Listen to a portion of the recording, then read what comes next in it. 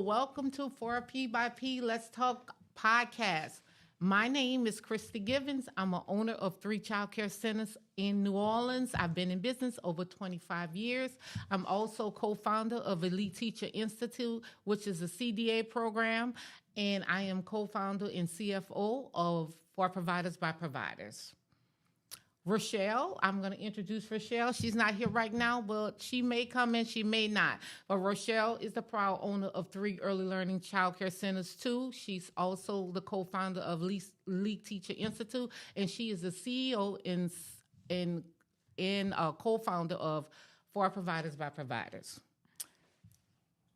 Hello, my name is Marcia Gaspard. I am the Program and Operations Manager for Providers by Providers and the producer of Let's Talk podcast. Today we have a special guest that Christy's going to introduce. Yes, we are excited that today we have Dr. Libby Saunier here. She's here. Today is the first day of our kickoff of Go for this week.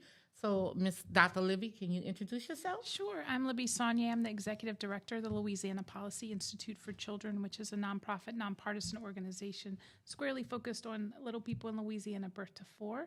And I'm also the co-chair of Go Far Louisiana. Thank you for introducing yourself. Can you just shortly just tell us what is Louisiana Policy Institute for Children? Sure. So the Louisiana Policy Institute for Children is a nonpartisan nonprofit, again, squarely focused on children birth to 4. And we really seek to be a go-to source related to research, data, and best practices for policy for children birth to 4.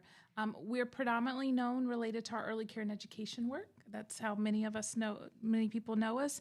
But then also we really support the Go Far Louisiana project, which is a movement that we're really excited about kicking off this week. Oh, yes.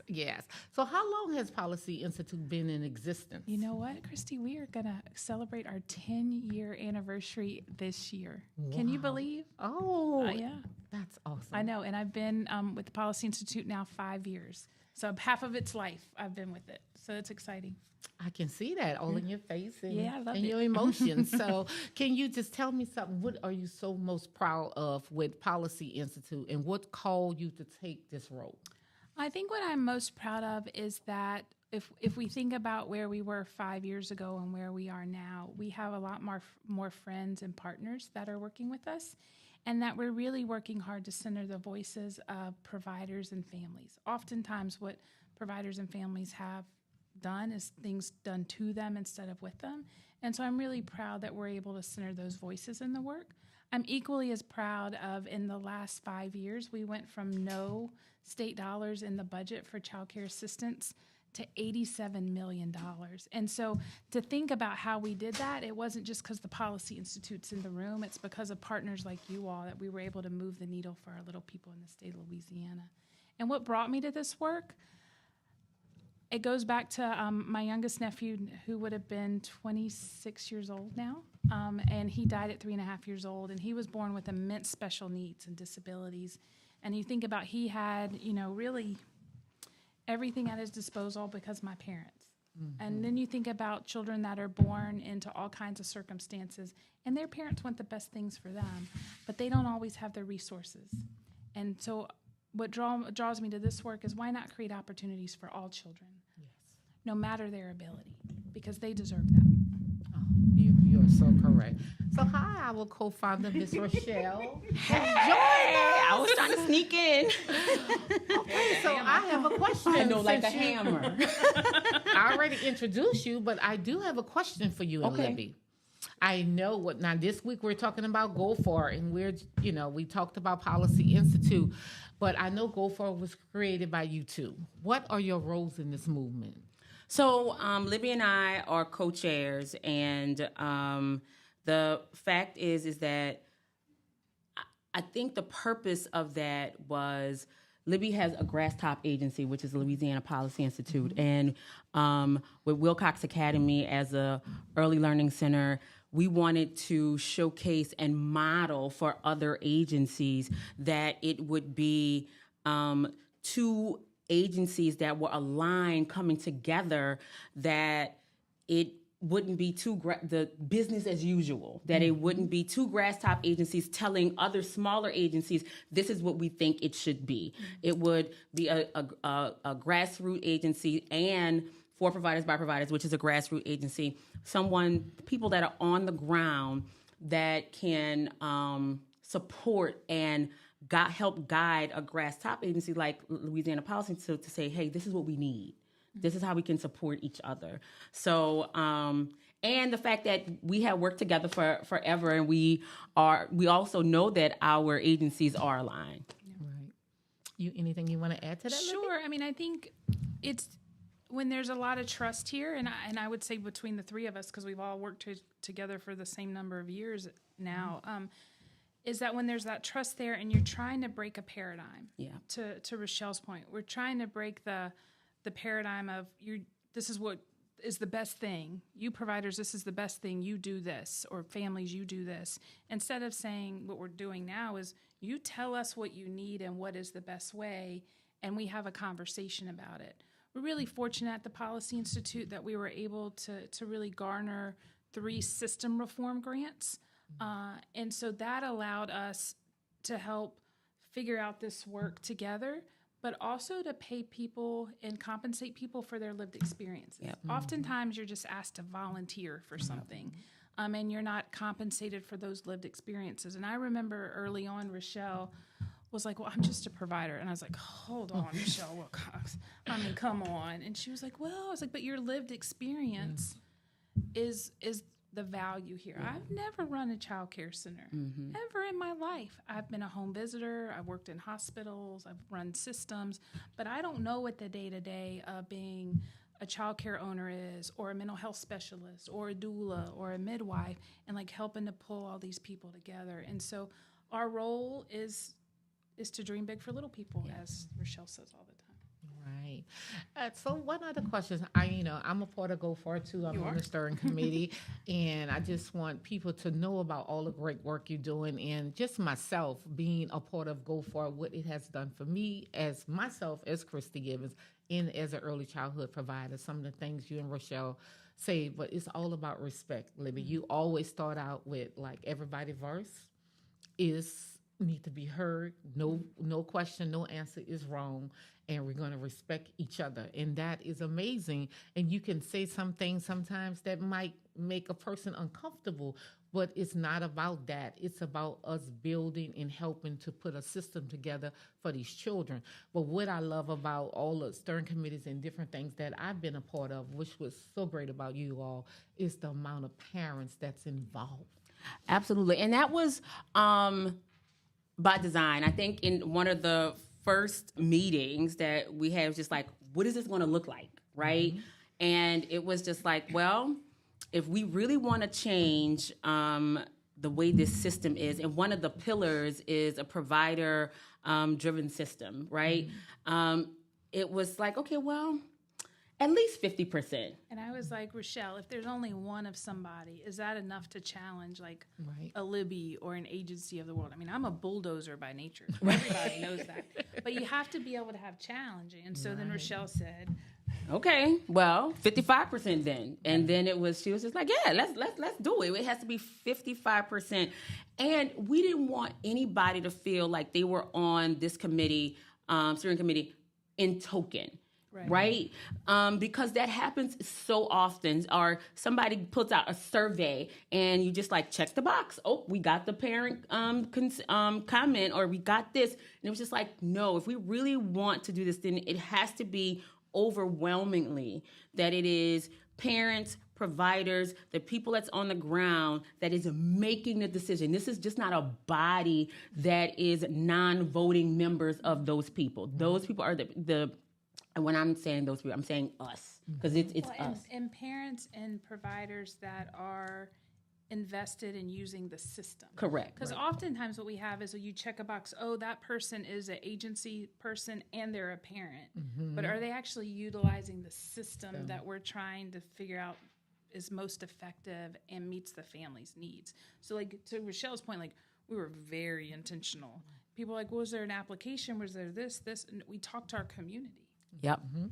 So went out, we talked to the community. There was a listening session, Power Coalition. Even the people who did the listening sessions, we're intentional about. The people who are already in the community. We didn't have to go and outside of the state and say, oh, okay, can you come in and survey the people that's in the state? No, there are people that are already doing the work that could, and people that, to the point again, we want people who are trusted in the community, that people would open up to.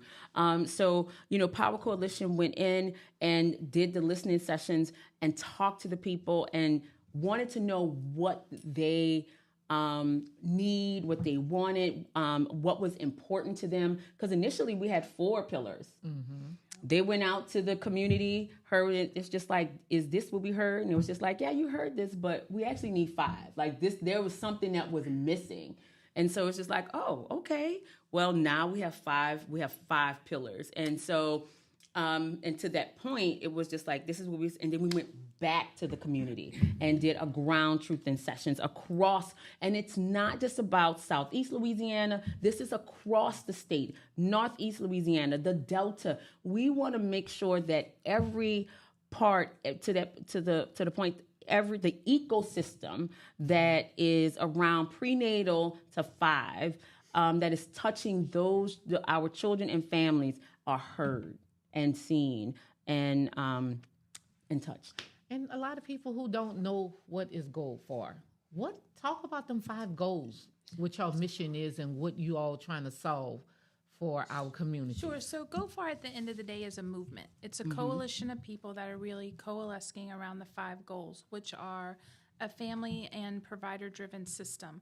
So that looks like making sure that parents and providers are in all areas of governance, whether that's an advisory council or on a state board or something like that, that parents and providers are there because they have power, but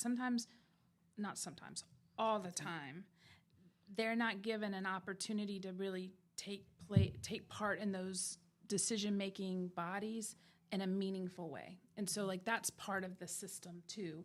So that's making sure that we have a provider and family-driven system. The other component is what we're all here about most of the time is childcare for everyone, Childcare for everyone, everywhere. Thank you. I always want mess it up.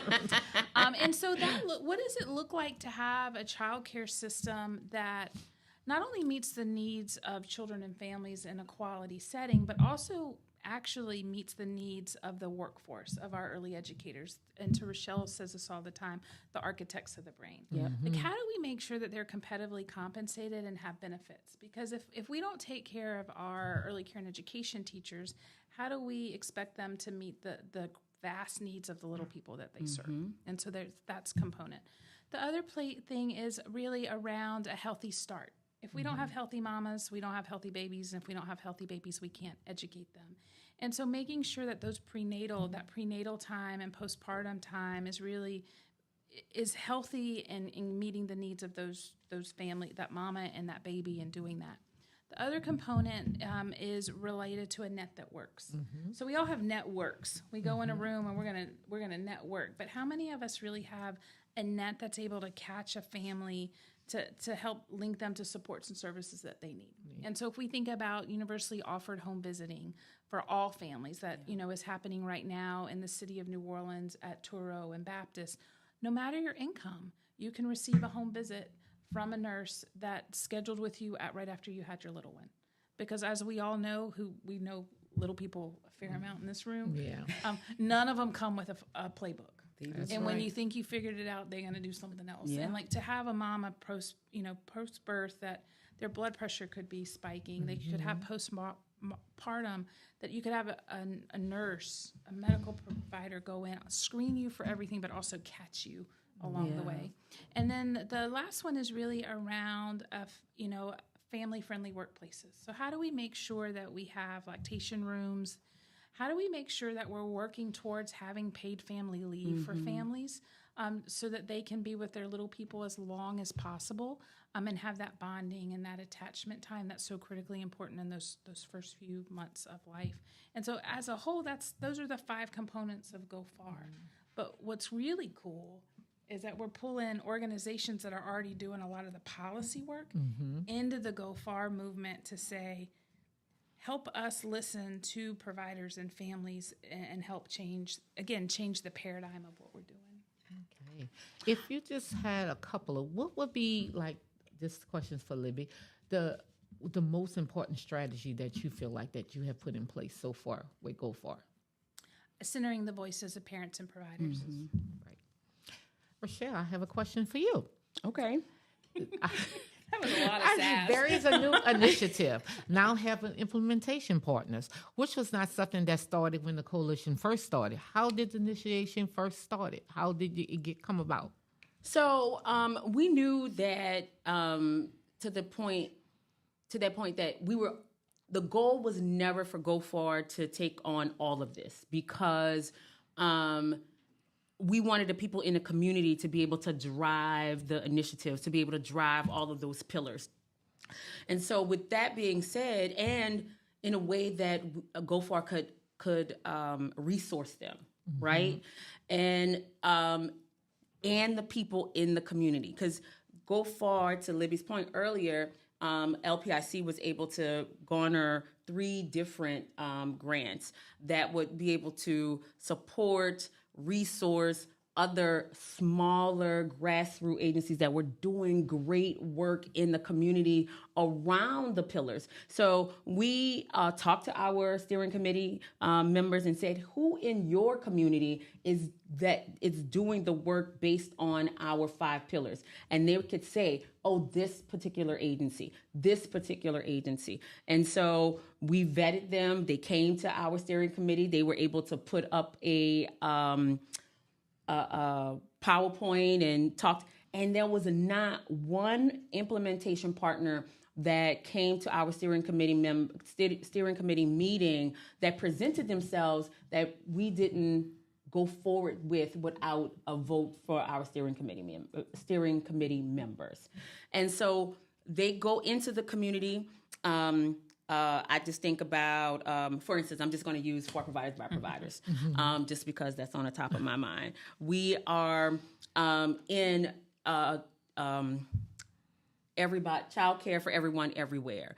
The fact is that when there is something that is going on for early care and education, we know that we are going to be on the ground working with parents, working with providers to make sure that whatever initiative, just like the millage that passed, we were on the ground with the parents and providers to make sure that that initiative was forward-facing and passed. Politicians, local, state, and federally, we were there to make sure that the provider's voice was heard. If a parent had a question, if there was a community member that had a question around that we had their voice and their public comment heard. If there's something that's going on in Bessie or LDOE or whatever there is, we want to make sure that our children and voices, not just our children, but our parent voices is heard. So that is an example of an initiative that Go Far is not saying, this is what I want you to do. We are hearing it from the provider's perspective and the provider, and then we are allowing the movement to follow the lead, which is natural to us because what we do as providers is we follow the lead of the child. So technically it's like Go Far is the parent and it's following the lead of the children, which is the community that we're serving at large. And I would say too, because that's one really good example. Another example is, one of our steering committee members is Frankie Robertson, and then we have Dawn Collins as well, who are both doulas. And then you have Frankie, who is also a policy expert in that area of maternal health. And we also have the Louisiana Public Health Institute, who has amazing data. So you have practitioners working with people that are grasstops organizations, data people like we are at the Policy Institute saying, this is what we're seeing in the data. What does it look like in practice? And having that conversation together, all while centering those voices of parents and providers at the same time. And just to be clear, so providers doesn't just mean early learning center providers. Right. It means, to Libby's point, doulas, mental health specialists, nurse practitioners, doctors. It means also some other small business owners, because chambers of commerce. It means people. I just want to make sure that, because we're talking about systems, it is not just ECE. It is all of the systems that and providers in the system of caring for young children. So we have infant mental health specialists that many of y'all, you work with them in child care centers, but they also do home visiting and those types of things. So again, like if you're touching a little person in this really prenatal to 3 space, we need to make sure you're engaged in this work, because we really see Go Far as that connective tissue of all the work people are already doing. Yeah. Where it's not about encroachment. Like people like, are y'all running into turf issues? And we just haven't, because we've been honest. Yeah. Like it's not one person or one group. It takes all of us. And this is a big lift, but we're not afraid. I mean, we've been in this now 2 years. Yeah. We're like, let's go. Yeah. Let's go. So for our listeners and our viewers, what would you say would be a reason for them to want to follow these organizations on social media, their newsletters, their websites? Is it linked to Go For, or how can they get access to learn more about what you all are doing? So they can go to our website at gofarlouisiana.org, we also have all the social media things. I would also say that, the name's not an accident. Right. If we want to go fast at something, we go alone. But if we want to go far at something, we go together. And we need everybody to go with us. And if we want a stronger, healthier Louisiana, it starts with successful children. And we have to start from when their mamas are pregnant, and when those mamas go way back. This is a multi-generational approach. We didn't get to where we are in Louisiana about being the bottom of the barrel overnight. It's going to take a number of years. Yeah. But what we've seen with early care and education is Louisiana is a leader in that now, because of our accountability system and the work that you all do day in and day out in these quality child care centers. We've learned a lot in that space. How do we translate those learnings into other spaces, working with experts in their field, and the predominant experts being our parents? Yeah. Yes. So if both of you ladies could, I know y'all have done a lot of things. I mean, I know we all have done a lot of things, but today, if y'all had 2 things y'all want to give a shout out in these last 2 years that has been a success, what would be those 2 things? So I would say, around our legislative session. So one is our steering committee, because our steering committee is excellent and bar none. They are rock stars. And it is something that we really cultivated because it is about setting the table. I always say, if you don't have a seat at the table, you're on the menu, right? And we were, intentional about setting the table for parents, providers, grass tops, everybody that comes to our, that is on our steering committee. And it's even the time that the steering committee meeting happens, which is 5:30 at night. It was intentional because we want to make sure that the people that are coming, and you see mamas and dad, people feeding children, and we've had several Go Far babies over the last 2 years, right? And so even the retreat and having all of those things, it is intentional to, again, set the table, having advocacy boot camp, educating people around the importance of being educated around the policy. The last legislative session, after we had talked about all the things that was going on, people were just like, "Oh, what's next? When can I get involved? What do I do next?" Knowing that these things matter to all of the people, and having other people say, "Okay, I was able to educate these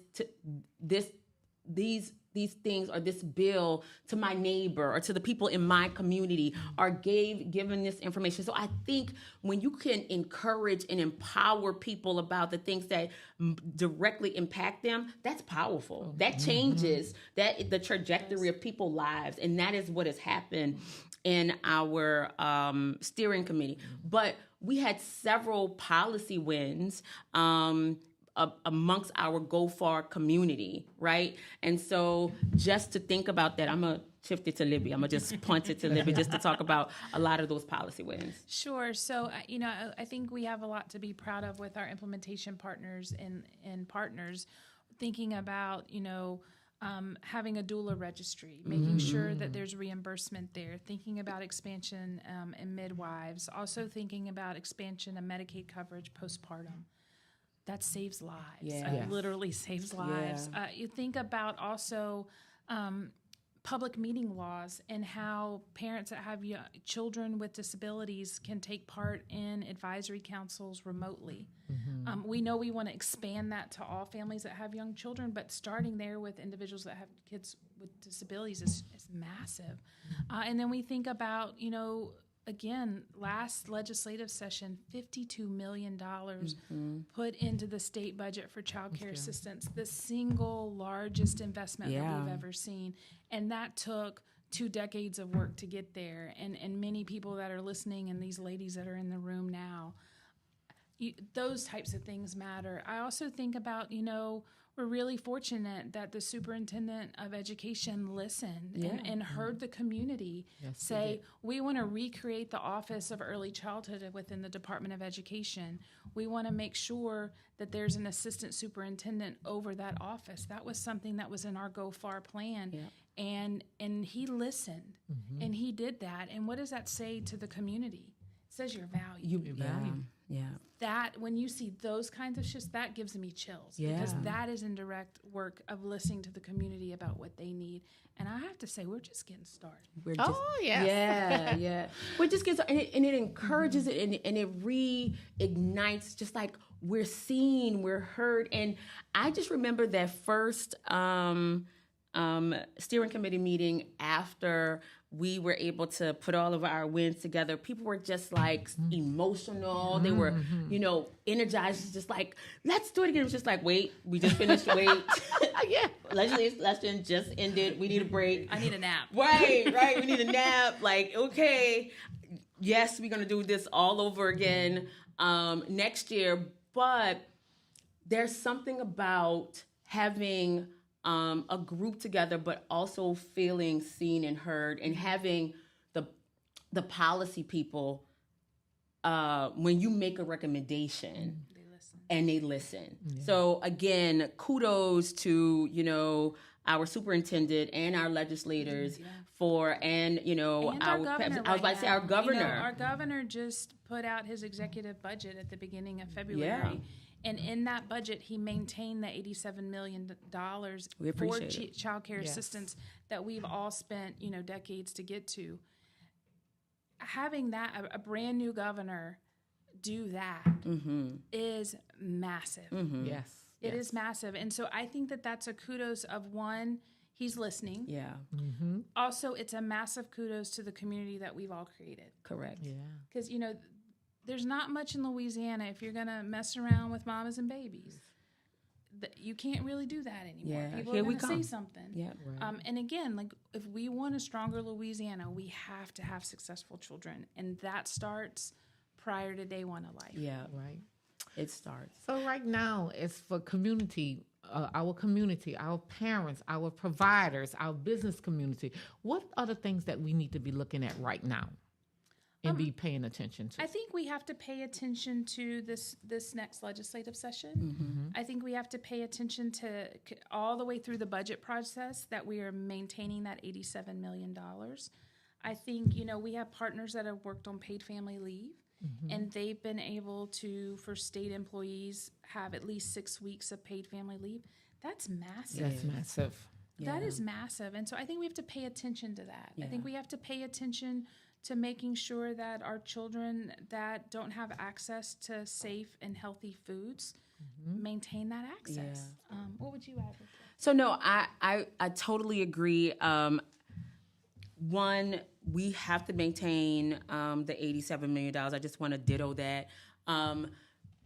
When we are talking about small business owners or small businesses, early care and education is one of the biggest small businesses in the state of Louisiana. Mm-hmm. There is no economy without early care and education. That's right. No one can go to work if they don't have somewhere safe to bring their little person, right? Mm-hmm. We are the most essential workers. And I just want to make sure, and it's not a luxury, right? It is a necessity for our teachers and our parents to be able to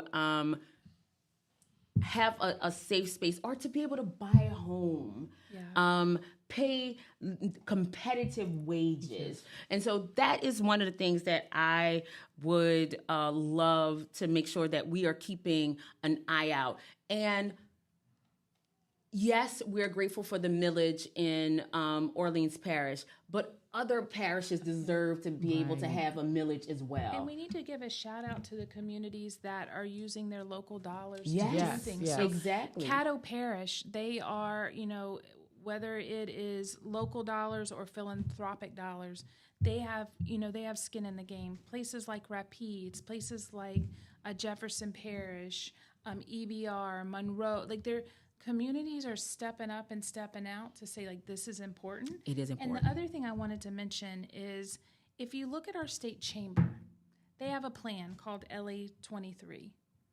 And in that plan, early care and education as being critically important of the education continuum is in there. Mm-hmm. So the Louisiana Association for Business and Industry, which is our state chamber, has said, this is paramount to us because this is a workforce issue and an economic issue. Absolutely. So I know today is inaugural week of Go Far. Tell me, let everybody know, what's the purpose of it? So, I'm sorry, go ahead. No, you go. The fact is like we've said, Go Far has been galvanizing over the last 2 years. And it is, again, across the state. But we want to make sure that people know why we're here, what we've been doing, what our wins are, and just really get that message out across the state. And so today, we are beginning Go Far Week. We've already had our first presentation on the North Shore earlier this morning. That went really well, and we'll have our next one tonight at Wilcox Academy at Suno for 6 p.m. We're going to bring some New Orleans flair. So, can you give the address? Is it too late for people to RSV or just to show up and sign their name up? They can also come out. In New Orleans, it's never too late, right? But we want you to be on time. We do want you to be on time. There's always something a little special in New Orleans. So it's Wilcox Academy at Suno, 6701 Press Drive. And just come out. And also, it's about becoming a champion of Go Far, which means you will receive an action alert. You'll see what's going on, what is coming up, especially in legislative session. What is out there? What's next? If there is something that's coming up on the horizon that you need to be aware of, your community organization, whether you are a business or a agency, a community agency, how do you fit in the Go Far framework and say, you know what, I can be a part of that. I want to be a part of that connective tissue that can support children and families prior to birth and get a part of that. And again, that's in New Orleans today. North Shore this morning. We're going to Shreveport, Baton Rouge, Monroe, Lafayette. Did I miss somebody? Lake Charles. If there's a place, we're coming to you, right? And this is our first one. But we are excited to be able to meet people where they are, so that way we can continue to go far together, and to build community. And, again, it's not any one organization, it's not one human, it's all of us working together for the collective good of our families and our children in the state. So if right now people online, people on Instagram, Facebook, and everywhere, how would they get involved in Go Far? So follow us. We have Go Far LA every handle you can imagine, whether it's Instagram, Facebook, X, which is formerly Twitter. But also, like, go to our website because gofarlouisiana.org has everything there. And if you're like, are they really coming to a community near me? Get on social media. We are coming. We even have tomorrow night for people that can't get somewhere in person. We have a virtual event, a virtual Go Far event tomorrow night at 6 p.m. That you can register for. And we want to see you and we want to hear you. Thus far, we have about 60 people we heard earlier this afternoon. And Rochelle and I will be doing that together. And so, I mean, it'll at least be entertaining. Yeah. With great food. Yeah. Well, not virtually. Virtually you can't, but tomorrow night. Okay, tonight. You could have great food. You're at your house. So. Yes, you could cook whatever you like. It's specifically to you. But again, we will be, and then that is the way that you can contribute. We don't know what's going on in your community or what you may need if you don't show up. Right? Exactly. And so we want to be able to support and say, hey, this is what Sabine Parish needs. This is what they need in the Delta. And see how we can support or what that implementation partner can support you through in your various locations. One last question. What is y'all goals for 2024? For Go Far? Yes. I think to continue to build community, to continue to really build a net that works for Go Far Louisiana, but also for our families. I think that's critically important.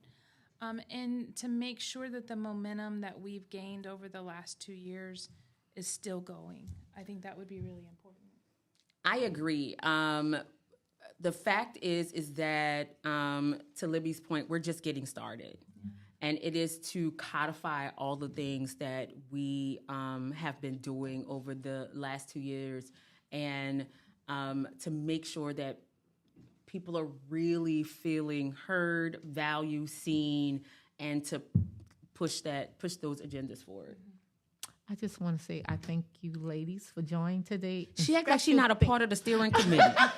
She has been, she did a great job moderating. She did. She did amazing. Yeah, I'm very a part of all of this. But I just want to give a special thanks to you, Dr. Libby. You are amazing. Yes. Every day you make me reach, even when sometimes I can't get out the bed because this work is so hard. Just hearing your verse and your compassion. Yeah. Right back at you. Makes us, and Rochelle know we cry together many a night. So she know how I feel about her. And a special thanks to Marcia because we cannot do this without you. So we want to thank all our supporters and members from joining us today. Please like us on our platforms that you're viewing from. Please also share the information out with everyone. And if you're joining us on YouTube, please subscribe to get the notification that when we go live. I want to say thank you. See you all tonight. Yes, 6 p.m. Thanks.